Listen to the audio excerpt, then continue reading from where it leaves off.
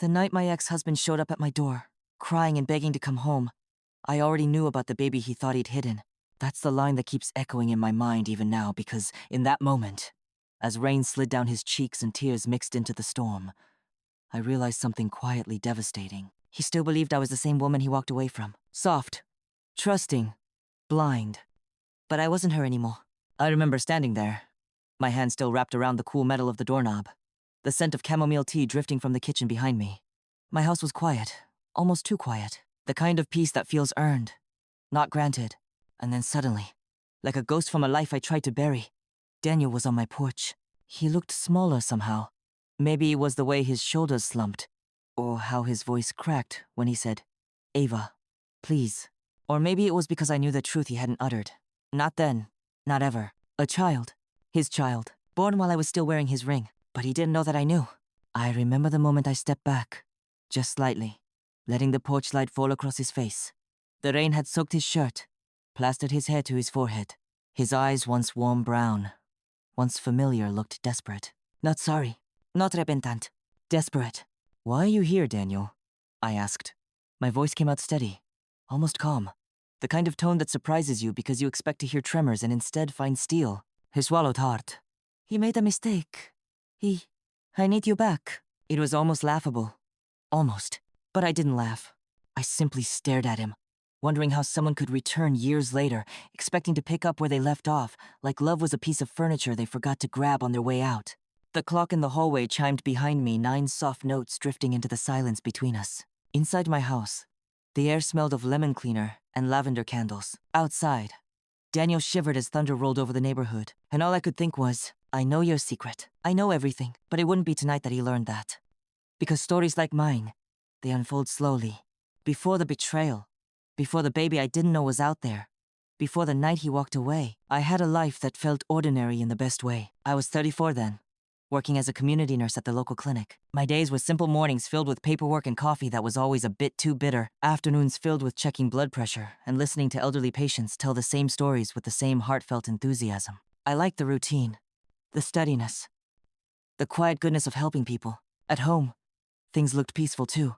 Daniel and I lived in a small blue house with white shutters, a yard big enough for the garden I tended every spring. I remember the smell of basil and rosemary clinging to my fingertips as I leaned over the raised beds, feeling the sun warm my shoulders. Dinner was usually late because Daniel often worked overtime, at least. That's what he said. I'd wait for him with the kitchen light on, sipping herbal tea while the hum of the refrigerator filled the space. He'd walk in tired, dropping his keys in the same bowl by the door, giving me a half smile before heading straight to the shower. We weren't perfect, but we were comfortable, or so I thought. There are small details you don't question when you love someone, like the way he started guarding his phone, or how he suddenly took longer business trips, or how he stopped asking about my day and started talking about how stressed he was. I told myself, marriage went through phases, that people changed, and change didn't always mean danger, that if I just loved him harder, he'd find his way back. I was wrong, but back then, I didn't know it. Back then, I was still the woman who cooked 2 plates even when he texted saying he'd be late. Still the woman who bought him the cinnamon gum he liked and left it in his car. Still the woman who believed that vows meant something more than convenience. We had been married for 7 years when the first shift came. It was subtle, like the faint crack you hear before the glass truly breaks. It started on a Thursday evening, the kind where the sky looked bruised purple and the air felt heavy with the promise of rain. I was reheating leftovers when Daniel walked in, moving so quickly I barely had time to greet him. "Sorry, late again," he muttered, brushing past me. His shirt smelled faintly of perfume. Not Mina. I noticed. Of course I did, but I told myself not to overthink it. Hospital smelled like everything. Chemicals, cheap cologne, even floral air fresheners. He was a paramedic. Scents traveled with him. But that night, as he ate in silence, scrolling on his phone between bites, I felt something shift inside me.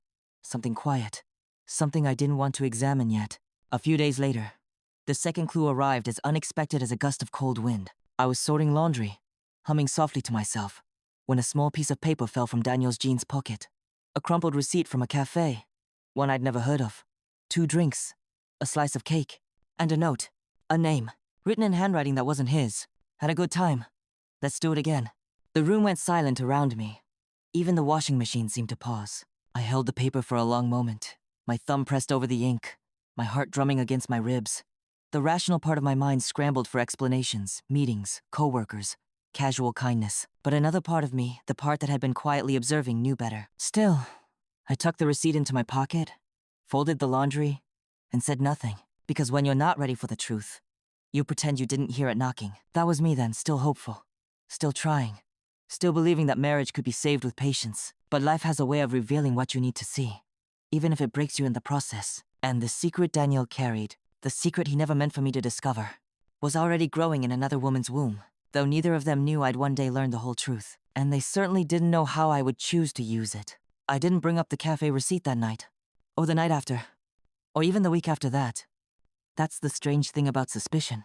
It doesn't burst into your life like a scream. It whispers, softly enough that you can pretend you didn't hear it, at least for a little while. And that's what I did, until the whisper became a pattern. Daniel began spending more evenings on call, more nights at the station, more early mornings out the door before I even opened my eyes. At first, I didn't question it. Paramedics lived unpredictable lives, shifts stretched, emergencies arose, overtime was common. I had lived alongside that chaos for years, but this felt different. More deliberate. His eyes no longer met mine when he spoke. He showered the moment he got home. Every time. Like he was trying to rinse something off him. He started choosing the couch instead of our bedroom on nights he thought I was asleep. No big fights, no dramatic arguments. Just a slow, steady slipping. Like holding sand in your hands and watching the grains fall through the cracks of your fingers. One afternoon, during a short break at work, I texted him, "Dinner at 7? Your favorite rosemary chicken." He didn't reply until hours later. Won't make it. Long shift. 10 minutes later, I saw he'd posted a photo on his Instagram story. Something he rarely used. Just a cup of coffee on a table, with someone's hand reaching into the frame. A woman's hand. A delicate silver ring glinted on her finger, not a wedding band, but a ring designed to be noticed. I felt my stomach drop, but I didn't react. Not yet. Instead, I whispered to myself, a single picture doesn't prove anything. Because that's what you do when you want to protect yourself. You choose the softer lie over the sharper truth. But lies, even soft ones, eventually turn into splinters. A few weeks later, while I was finishing a night shift, my phone buzzed. It was Daniel, which surprised me. He rarely called anymore, and certainly not so late. When I answered, his voice sounded frantic. "Ava, I need to stay at the station tonight. Don't wait up. It's been a rough shift." I frowned. Rough how? Just rough. His tone was clipped, distracted. In the background, I heard something. Not the beeping of hospital monitors, not the chatter of paramedics, not the static of radios. It was laughter. A woman's laughter. Light. Soft. Too close to him. And then he whispered something away from the phone. His voice muffled like he was trying not to be heard. My heartbeat slowed. Not sped up. Slowed. Because somehow, that hurt more. "Daniel?" I said quietly. His answer was quick. "I'll see you tomorrow." The call ended before I could respond. I sat in my car under the streetlight, staring at my steering wheel as if it held answers. The air felt heavy, thick with a truth I didn't want to face. I could have driven to the station. I could have demanded an explanation.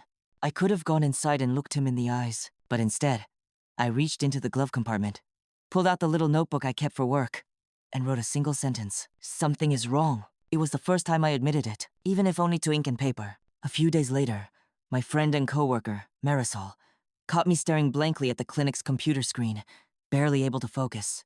She leaned over. "You okay, Ava? You've been somewhere else lately." I forced a smile. "Just tired." She didn't buy it. "This is me you're talking to. Try again." I hesitated, then sighed. "Daniel's been acting strange." She folded her arms. "Strange how?" I shook my head. "I don't know. Different. Distant. Lying, maybe. I'm not sure." Her voice softened. "Do you want to know the truth?" I swallowed. "Yes." She looked at me for a long moment. Then, "Start paying attention." Those 4 words sat heavy on my chest all day. Start paying attention. A week later, Daniel came home late again. It was past midnight, and I was sitting at the kitchen island, sipping cold tea and tracing circles into the condensation of my glass. He walked in quietly, probably thinking I was asleep. "Daniel?" I said softly. He froze. When he turned toward me, I noticed something immediately. Red. Bright red lipstick. Faint, but visible. A smear along the collar of his uniform shirt. My stomach tightened. He must have noticed the way my eyes drifted to it, because he quickly grabbed his jacket and yanked it closed. I didn't yell. Didn't accuse. Didn't demand. Instead, I said quietly, "You're home late."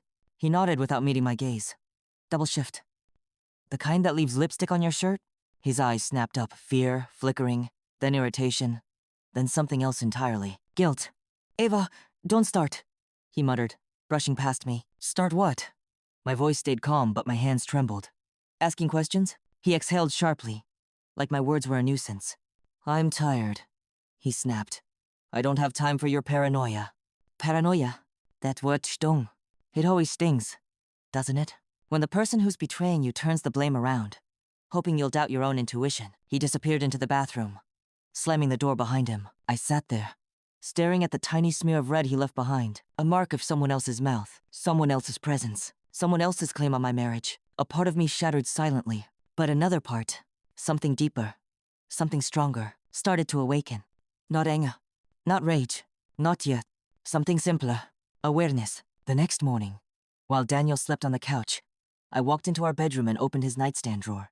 My hands shook not because I feared what I'd find, but because I already knew I would find something. Inside, tucked beneath old receipts and pocket change, was his tablet. We didn't hide passwords from each other, never had. So when I tapped in his usual code, our wedding anniversary, it unlocked instantly. And there it was. Message threads renamed, notifications silenced, photos deleted but still lingering in hidden folders.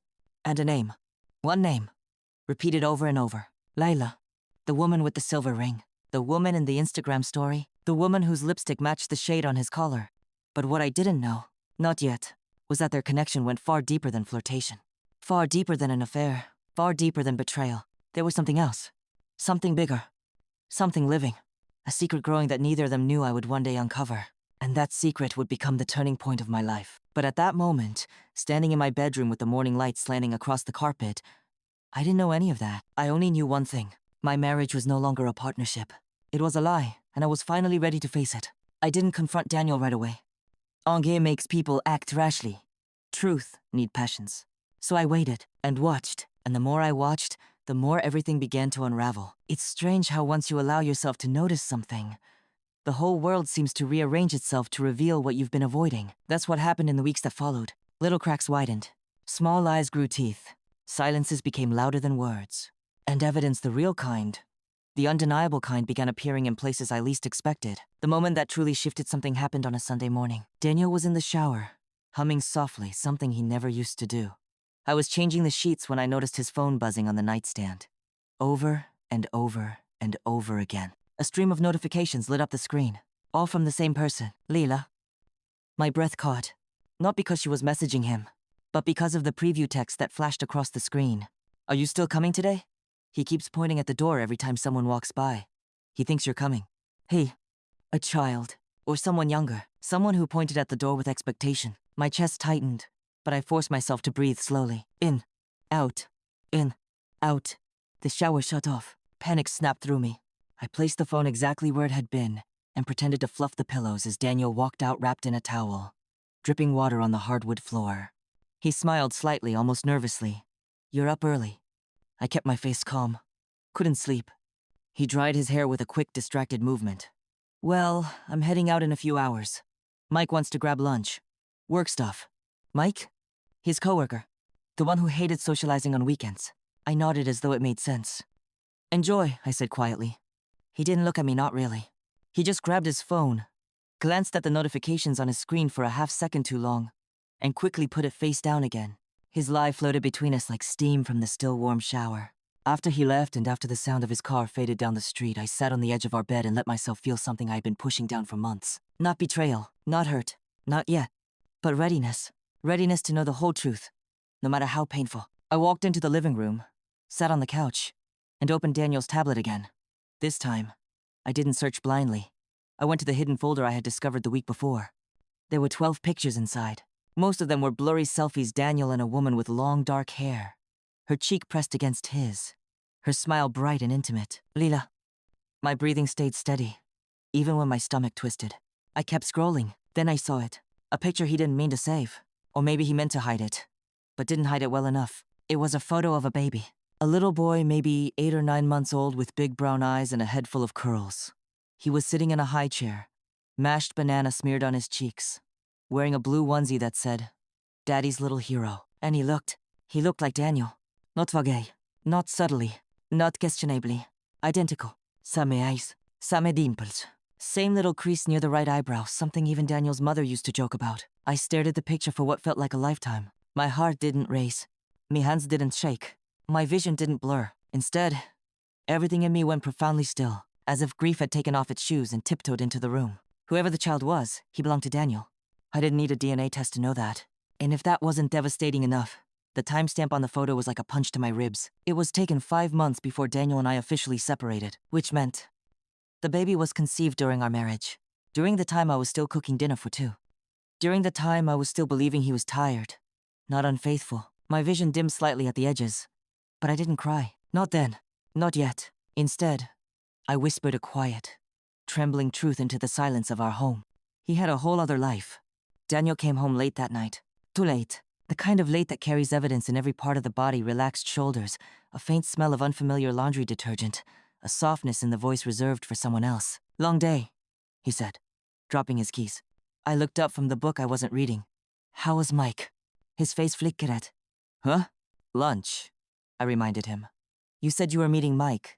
He froze for half a second, barely noticeable unless you were watching closely. And I was watching closely. Oh, yeah, good, he's good. I nodded slowly. That's nice. But I didn't push. Not yet. I needed to understand what they shared, what lies he'd built, what future he'd imagined that didn't include me. Truth isn't just about discovery. It's also about timing. And the right time hadn't arrived. Not yet. The next morning, on my day off, I drove to the cafe. From the receipt I'd found weeks earlier, it was a small place tucked between a florist shop and a thrift store. Bells chimed softly when I stepped inside. The smell of warm cinnamon, toasted almonds, and fresh espresso filled the air. A barista with a messy bun smiled at me. Welcome. What can I get started for you? I scanned the room slowly. Couples chatting over pastries. People working on laptops. 2 older women sipping tea. Nothing suspicious. I walked toward the counter. Actually, I was wondering if you could tell me something. The barista tilted her head. Sure. I pulled out the old receipt, smoothing it between my fingers. Do you recognize this handwriting? She squinted. Then her face lit up. Oh, that's Lila. She always writes little notes when customers leave their order behind. She's sweet like that. Lila. I forced a gentle smile. Is she here today? The barista shook her head. Not today. She usually works mornings, but her schedule's been weird lately since she had her baby. My heart dropped a full inch. She had a baby? Oh, yeah. The barista nodded enthusiastically. Cutest little boy. She sometimes brings him in for a quick visit. He looks exactly like his father. I swallowed hard. And who's the father? The barista shrugged. I don't know his name, but she always meets him out front. Same guy. Brown-haired, paramedic uniform sometimes. Tall, kinda quiet. My blood turned to ice. I didn't need a name. I already knew. Daniel had a child, and he had been in that baby's life visiting, laughing, holding him while I was home, waiting for a husband who had already left in every way but legally. I thanked the barista and walked out quietly, the little bell chiming behind me like nothing had changed. But everything had. I sat in my car for a long moment before turning on the ignition. My hands rested on the steering wheel, my eyes staring at the cracked pavement outside the cafe. People passed by living their small, ordinary lives, while mine felt like it had been peeled back, layer by painful layer. I didn't need more proof, but life, in its strange way, offered it anyway. As I was about to pull out of the parking lot, a small hatchback parked nearby. A woman stepped out, dark hair, slender shoulders, the same silver ring I had seen in the photo. She opened the back door and lifted out the baby. The same baby from the picture. The same dimpled cheeks. The same eyes that belonged to the man I had once loved. He giggled as she bounced him gently on her hip. And as they walked into the cafe, she kissed the top of his head and whispered, "Daddy will be here soon."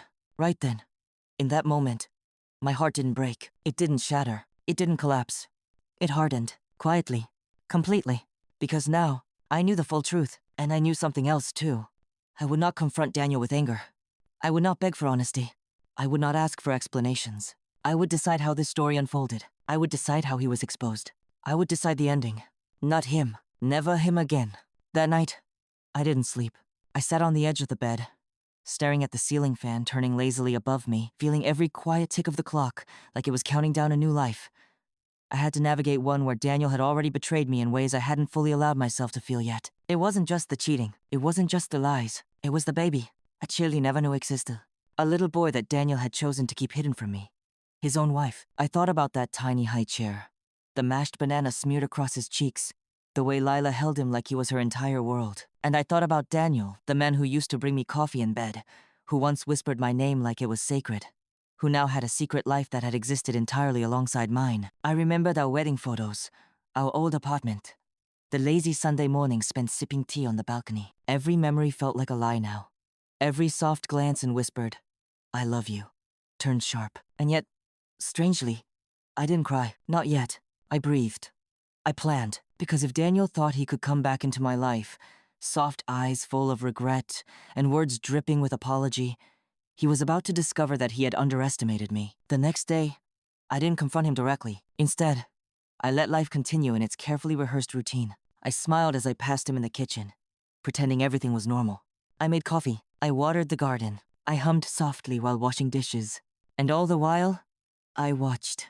I watched how he moved. I watched how he carried himself. I watched for the smallest cracks because they always show when the weight of a secret is too heavy to bear. By late afternoon, Daniel approached me with that familiar, hesitant look, the one I remembered from the early days of our marriage when he'd wanted something he wasn't ready to ask for. "Ava," he said softly, "can we talk?" I nodded slowly. "Sure. Let's sit." He sank onto the couch, rubbing his temples, the same way I had once loved to watch him relax. Now, every gesture felt tainted with the knowledge of betrayal.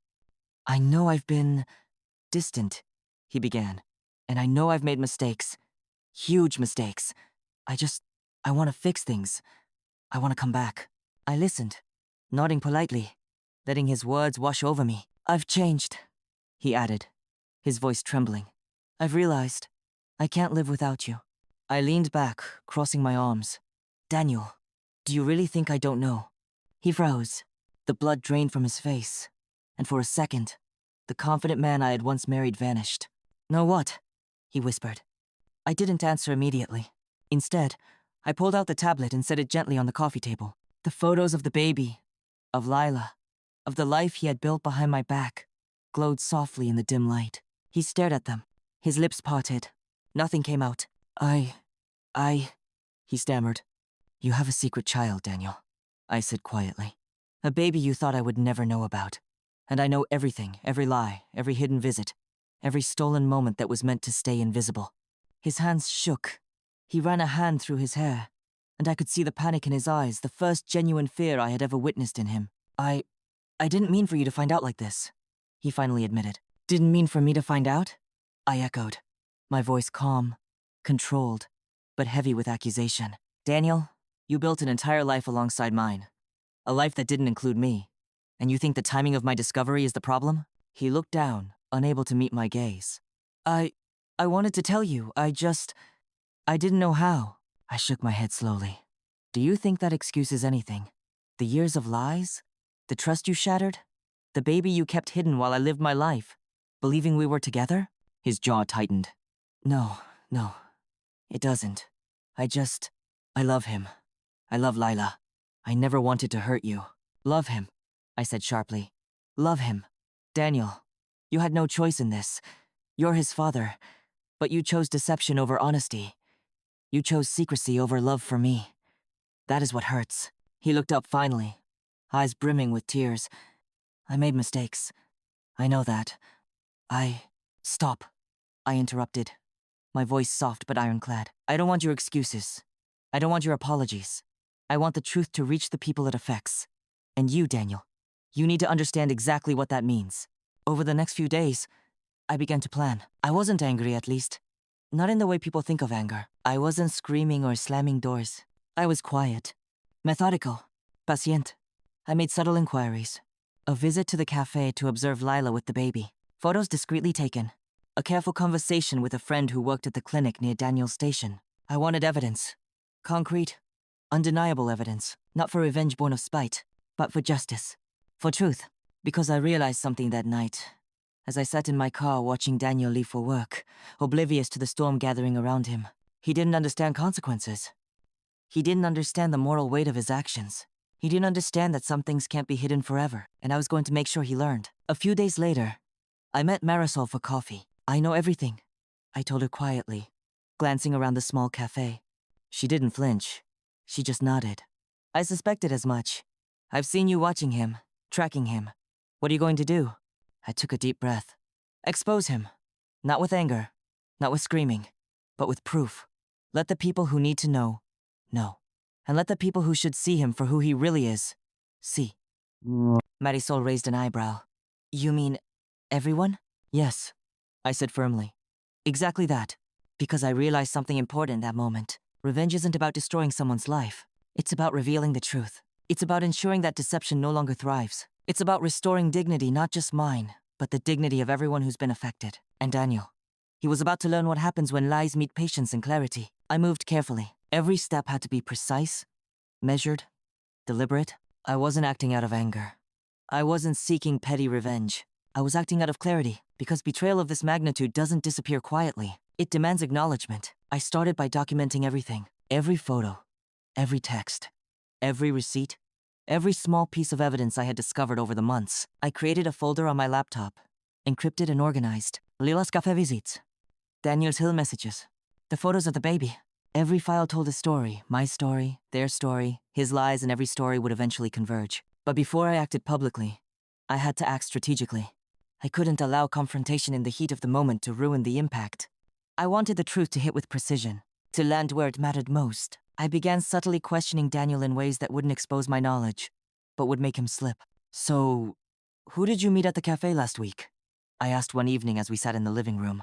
He froze mid-sip of his tea. No one. Just colleagues. I nodded slowly, saying nothing. I let the silence grow heavy. He looked down at his hands, fidgeting, then muttered, "It's nothing important." Everything about his demeanor screamed guilt. Every flinch, every pause, every avoidance of my gaze confirmed that my suspicions were accurate. I smiled faintly, inwardly, as I sipped my tea. He had no idea I already had everything I needed. I didn't act impulsively. I didn't send angry texts or confront Lila directly. Instead, I started with subtle whispers in the right places. A word to a coworker at Daniel's station. Funny how some people have a double life, isn't it? A gentle suggestion to the cafe staff. Do you notice how often some people show up with someone who isn't their partner?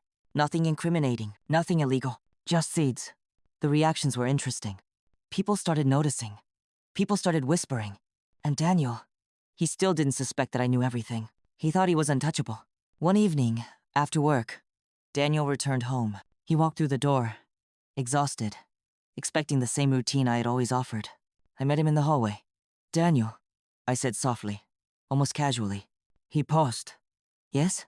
I held up my phone, displaying the photos I had taken of him leaving the cafe with Lila and the baby. "Do you recognize this?" His face went pale.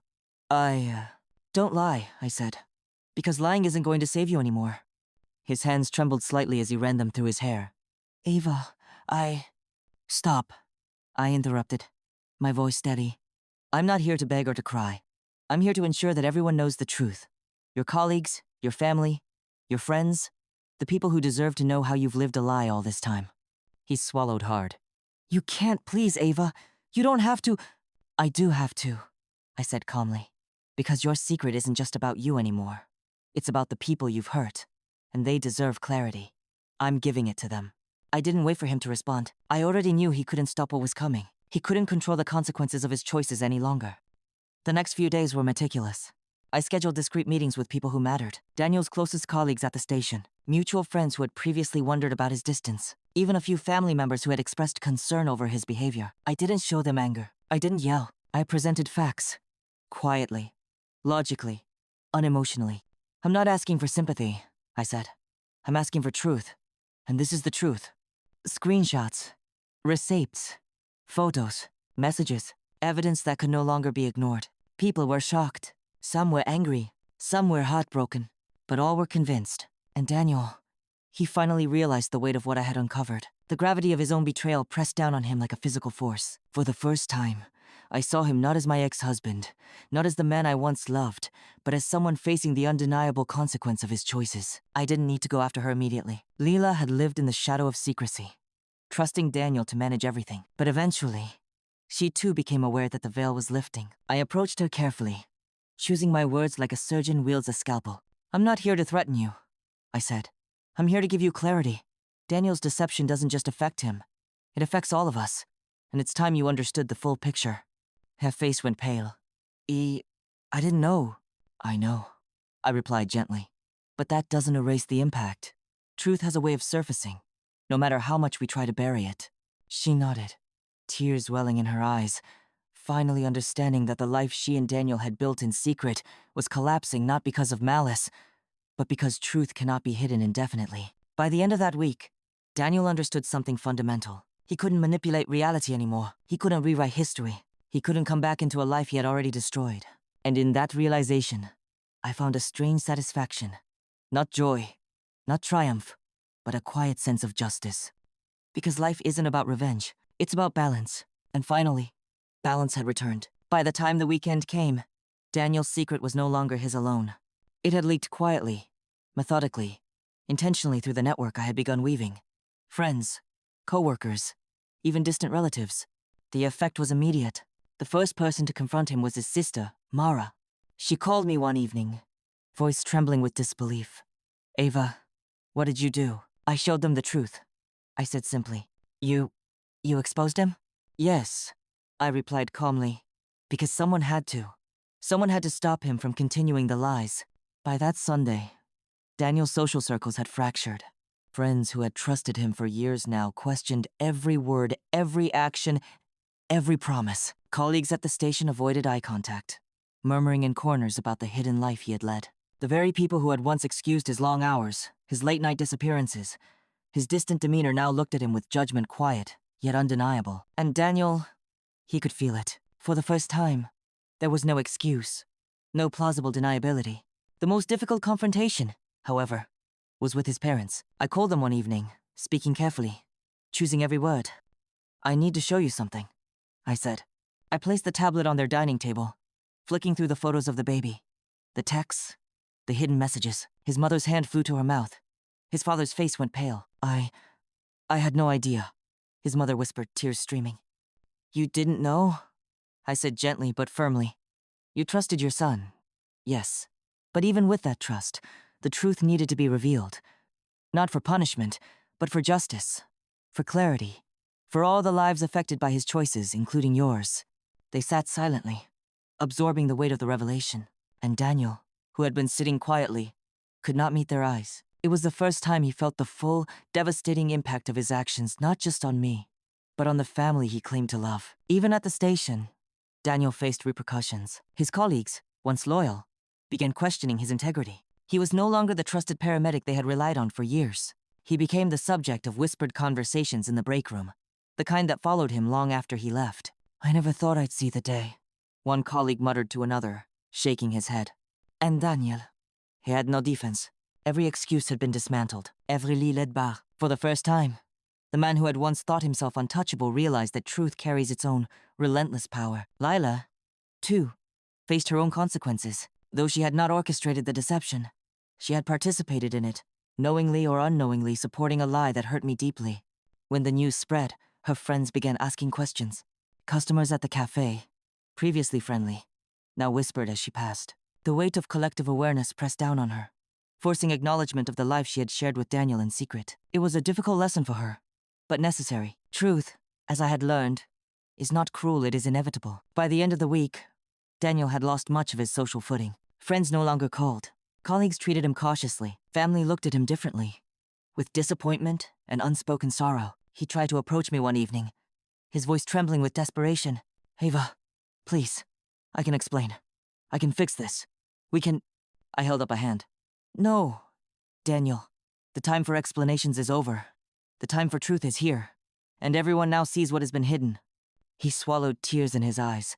"I never wanted this." "I know," I said softly. "But intentions don't erase reality. Choices do. And your choices have consequences." He nodded silently, finally understanding the gravity of everything. The most striking aspect of exposure wasn't the humiliation or the anger, it was clarity. People knew. Everyone who mattered knew. No one could pretend ignorance anymore. The baby, Daniel's secret, was no longer hidden. The life he had led in parallel was now fully visible. And with visibility came accountability, slow, quiet, but undeniable. I didn't gloat. I didn't celebrate. I simply watched the natural consequence of truth take its course. Justice, I realized, is often quiet. It doesn't scream. It doesn't demand applause. It simply exists. And eventually, everyone must face it. One evening, after weeks of exposure, Daniel approached me quietly. I understand, he said, voice low. I understand what I've done. I understand the lives I've affected. And I accept whatever comes next. I nodded. Good. That's all I wanted. Acceptance of truth. Nothing more, nothing less. He looked at me one last time before walking away, finally. Truly aware that some doors, once closed, cannot be reopened. And in that moment, I felt a quiet release. Not triumph, not anger, not satisfaction, but release. Because truth had done its work, and I was finally free from the burden of deception. The days after the public exposure of Daniel's secret felt strange. Quiet. Empty, but in a way that didn't suffocate it, liberate it. The storm had passed, and what remained was not the wreckage of anger or bitterness, but the calm clarity of truth. For the first time in months, I felt the soft exhale of my own breath, unburdened by lies, unchained from deceit. I returned to routines I had neglected. My morning walks in the park, the smell of coffee brewing in my own kitchen, the slow comfort of my favorite armchair with a book in hand. Small things, previously overlooked, now felt sacred. The sun cutting through the blinds in the early morning, the way the wind carried the scent of rain across the garden, the soft hum of the city outside my apartment window, every sound, every detail, reminded me of one truth. Life goes on, even after betrayal, and it can be beautiful again. My closest friends rallied around me, offering support, quiet understanding, and gentle encouragement. Marisol in particular became my anchor. You did the right thing, she said one evening, handing me a cup of tea. Not because you wanted revenge, but because you wanted truth. And that takes strength.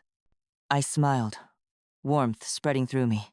It wasn't easy, but it was necessary. Even my family, who had been shocked at the revelations, began to reach out more often, checking in, rebuilding connections that had frayed under the weight of deception. The hardest part had been navigating Daniel's absence, not just physically, but emotionally. I had to learn to breathe without him in my life, to fill the silence with my own voice, my own desires, my own dreams. And slowly, I did.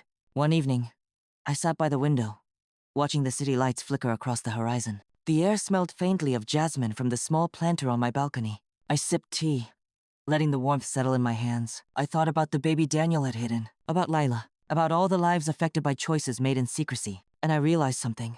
Truth, no matter how painful, has a way of setting you free, not just from lies, but from the weight of carrying someone else's deception. The betrayal had hurt deeply.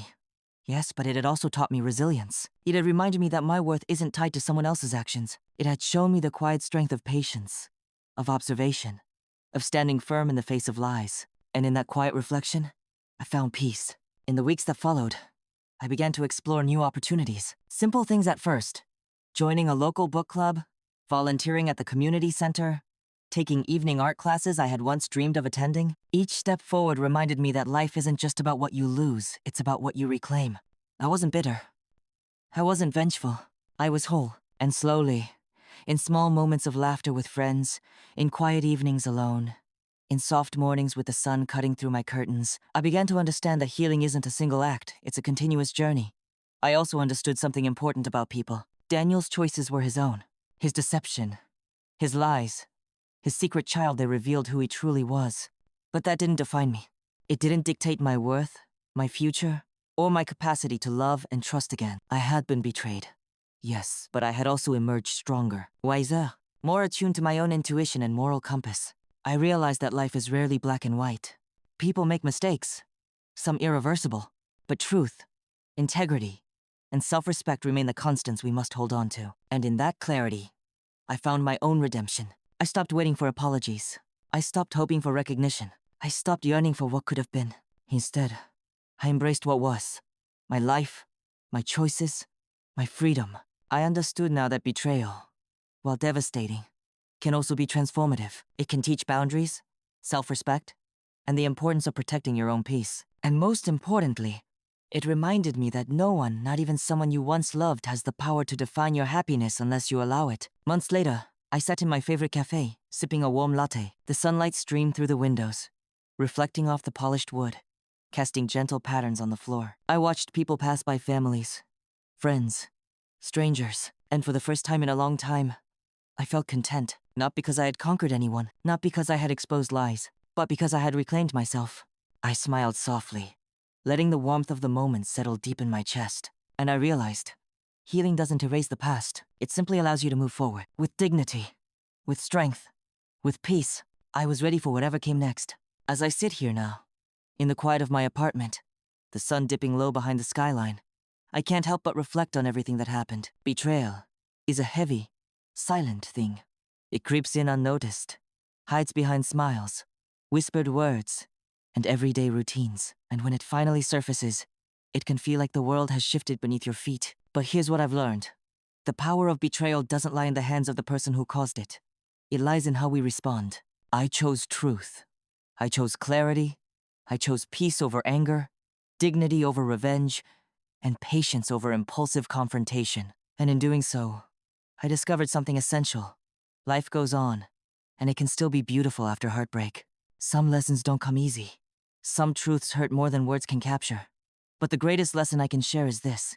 Your peace and integrity are yours alone to protect. Never allow someone else's secrets, lies, or actions to define your value or your future. Now, I leave you with a question. If you discovered someone you loved had been hiding a secret life, would you confront them directly? Or would you wait, observe, and let truth unfold?